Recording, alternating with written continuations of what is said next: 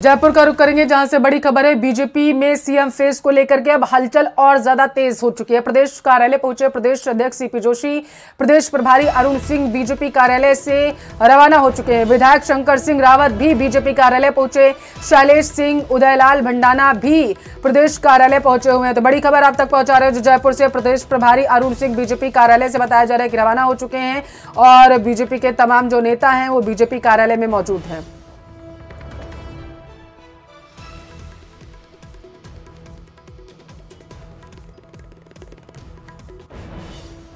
तो जयपुर से बड़ी खबर है, प्रदेश प्रभारी अरुण सिंह बीजेपी कार्यालय से रवाना हुए हैं। विधायक शंकर सिंह रावत बीजेपी कार्यालय में मौजूद है और इसके साथ तमाम जो बीजेपी नेता हैं वो भी बीजेपी कार्यालय में मौजूद है। तस्वीरें आपको दिखा रहे हैं, ये देखिए किस तरीके से बीजेपी में सीएम फेस को लेकर के जिस तरीके से अब हलचल तेज हो चुकी है।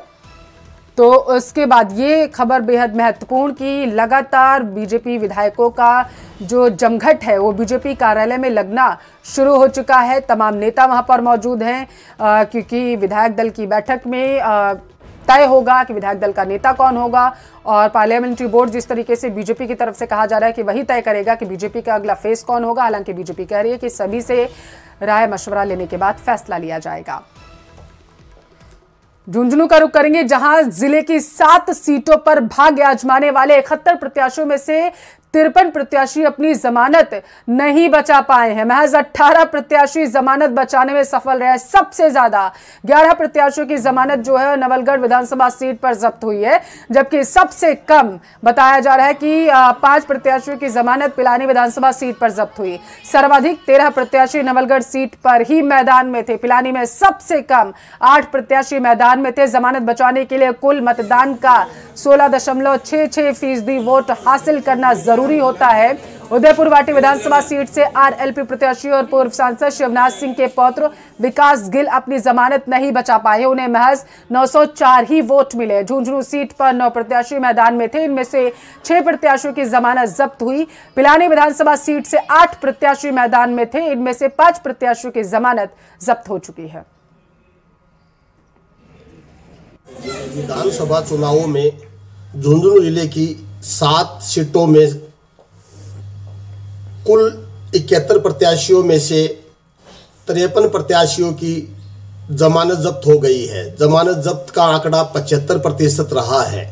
सबसे अधिक नवलगढ़ विधानसभा क्षेत्र में 11 लोगों की व पिलानी विधानसभा क्षेत्र में 5 लोगों की जमानत जब्त हुई है।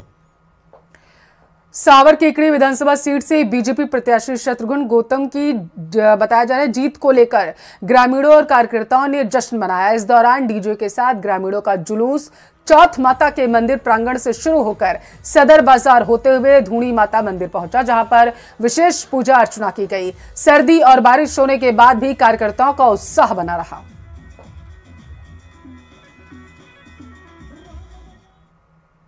राजस्थान में राज बदलने के साथ पहले दिन से बीजेपी विधायक एक्शन में नजर आए।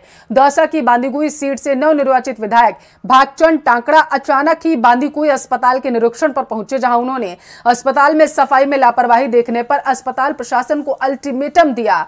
विधायक ने कहा है कि 10 दिन में व्यवस्था नहीं सुधरी तो अस्पताल में पूरी तरीके से लापरवाही करने वालों की सफाई कर दी जाएगी। जिसके बाद विधायक ने गंदगी देखते हुए खुद ही टॉयलेट की सफाई की। इस दौरान उन्होंने कहा है कि अस्पताल में डिलीवरी के नाम पर पैसे दिए जाने की शिकायत मिलने पर एक्शन होगा।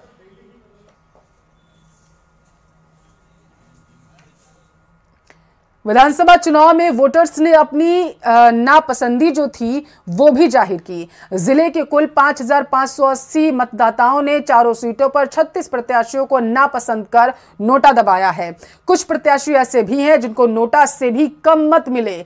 करौली विधानसभा क्षेत्र में 1,135 वोटर्स ने नोटा दबाया। टोडा भीम विधानसभा सीट पर 1,125 और हिंडौन विधानसभा क्षेत्र में 1,686 लोगों ने नोटा का इस्तेमाल किया।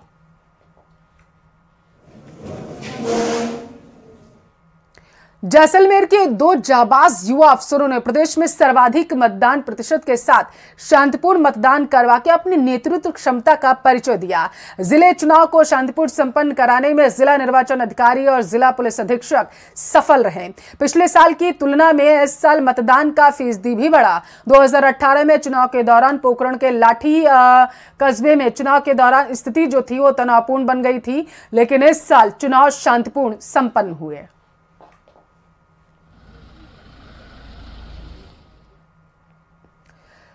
प्रदेश में नतीजों के बाद से ही बीजेपी विधायकों का एक्शन लगातार जारी। कई इलाकों से बीजेपी विधायकों के एक्शन की तस्वीरें सामने आ रही हैं। ऐसी एक तस्वीर कुचामन की नावा सीट से नवनिर्वाचित विधायक विजय सिंह ने पहले दिन ही बुलडोजर चलाकर कर दी। दरअसल कुचामन सिटी के पुराने बस स्टैंड पर बनाए गए पार्किंग जोन को हटाने के लिए विधायक ने बुलडोजर चलाकर एंकलों को हटवा दिया। विधायक की कार्रवाई के बाद स्थानीय व्यापारी खुश हैं।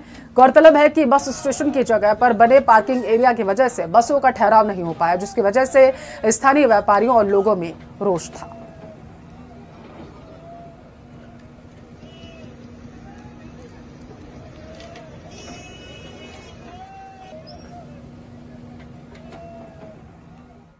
सिरोही के शिवगंज सीट से पूर्व विधायक संयम लोढ़ा के आवास पर कुछ दबंगों ने पत्थरबाजी और आगजनी का प्रयास किया। दरअसल संयम लोढ़ा के बडगांव मार्ग आवास पर कुछ अज्ञात बाइक सवार लोगों ने पूर्व विधायक के घर पर पथराव किया। साथ ही घर के बाहर खड़ी बाइक पर आगजनी करने का प्रयास किया, जिसके बाद होम थिएटर के बाहर निकलने के बाद बाइक सवार बदमाश मौके से फरार हो गए।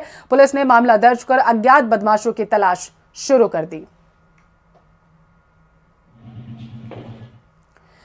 झुंझुनू में सर्दी अब अपने तेवर दिखाने लगी। ग्रामीण और शहरी इलाकों में सुबह से ही कोहरा देखने को मिला।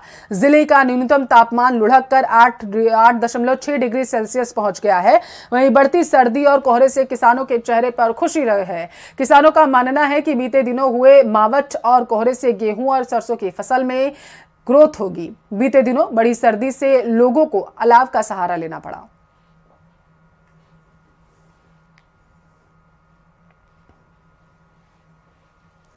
श्रीगंगानगर में ठंड का असर श्रीगंगानगर में बढ़ने के साथ ही आम जनजीवन प्रभावित हुआ। तापमान में गिरावट के साथ ही इलाकों में घना कोहरा देखा गया। कोहरा रबी की फसलों के लिए वरदान साबित होता है। किसानों का कहना है कि खेतों में चने, सरसों, गेहूं की फसलों के लिए कोहरा लाभदायक साबित होगा। वहीं सर्दियों में आने वाले कीनू और गाजर की भी पैदावार में इजाफा होगा।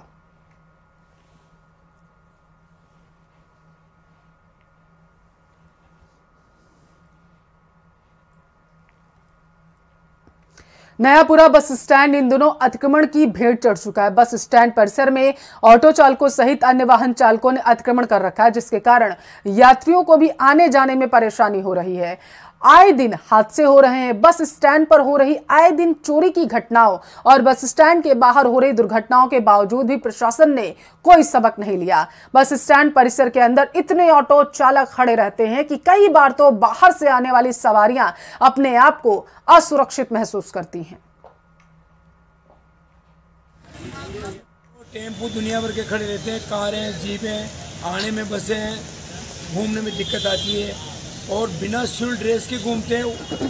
आए दिन यहाँ चोरियाँ हो रही हैं। हमने आगे लिखित में भी दे दिया है और ट्रैफिक मैनेजर, ट्रैफिक वालों को भी पहुँचा दिया है लिखित में, डिप्टी साहब को। और उन्होंने कहा भाई 2-4 दिन में कार्रवाई करेंगे। करौली में बारिश के चलते सपोटरा उपखंड की दौलतपुरा ग्राम पंचायत की बांध में बड़ी मात्रा में पानी की आवक से इलाके के किसानों की फसल डूब गई, जिसके कारण किसानों की फसलों को नुकसान पहुंचा। खेत में खड़ी फसलें अधिक पानी के कारण नष्ट हो गई, जिसे लेकर किसानों ने मुआवजे की मांग की। फसलों के खराब होने के कारण किसानों को परिवार के लालन पालन करने में मुश्किलों का सामना करना पड़ेगा। बारिश हुई है, इससे फसल पूर्ण रूप में नष्ट हो चुकी है। इसलिए सभी किसानों को मुआवजा देने की सरकार से हमें निवेदन है और सभी किसान भाई हमारे साथ में हैं। ज़्यादा से ज़्यादा उनको मुआवजा दिया जाए। आप क्या कहना चाहोगे? कितने भी